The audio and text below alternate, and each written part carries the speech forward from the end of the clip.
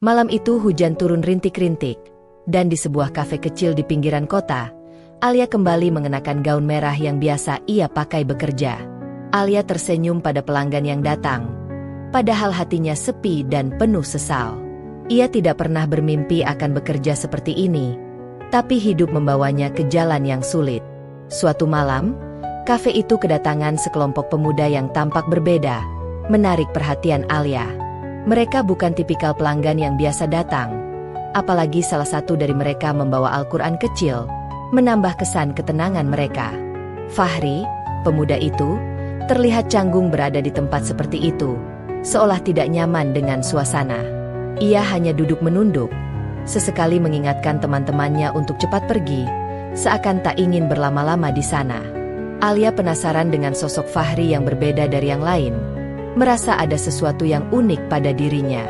Tanpa sadar, tatapannya mengikuti gerak-gerik pemuda itu sepanjang malam, terpesona dengan ketenangannya. Fahri sesekali melirik, namun langsung mengalihkan pandangan, menjaga adabnya yang begitu terjaga. Di sela-sela pekerjaannya, Alia mendengar percakapan mereka tentang kegiatan sosial dan dakwah yang membuat hatinya tersentuh. Hatinya tersentuh mendengar kebaikan yang mereka bicarakan, memberi harapan baru dalam dirinya yang terluka. Malam itu, untuk pertama kalinya Alia pulang dengan pikiran berat.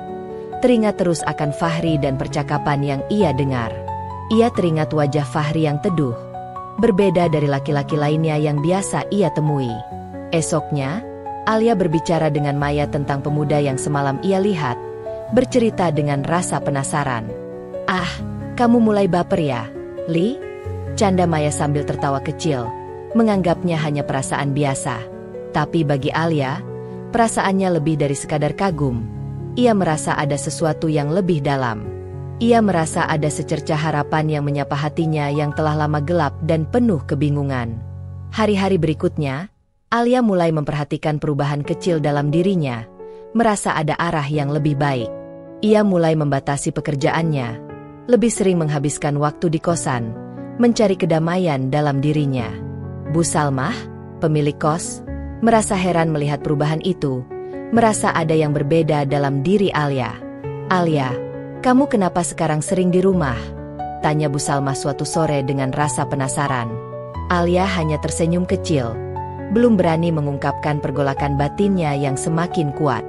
Pada suatu kesempatan, Alia memberanikan diri ke masjid kecil dekat kos, mencari ketenangan yang selama ini hilang.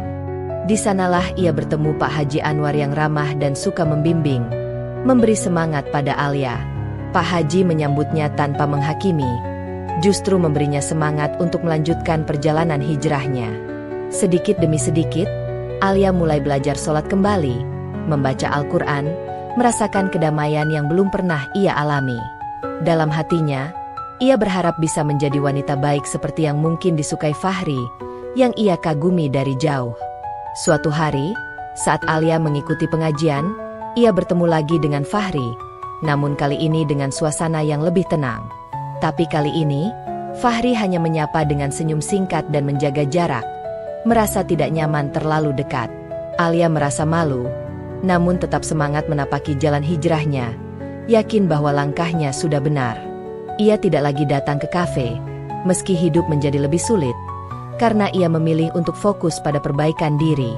Maya sempat mengajaknya kembali bekerja, namun Alia menolak dengan halus, memilih untuk tetap di jalannya yang baru.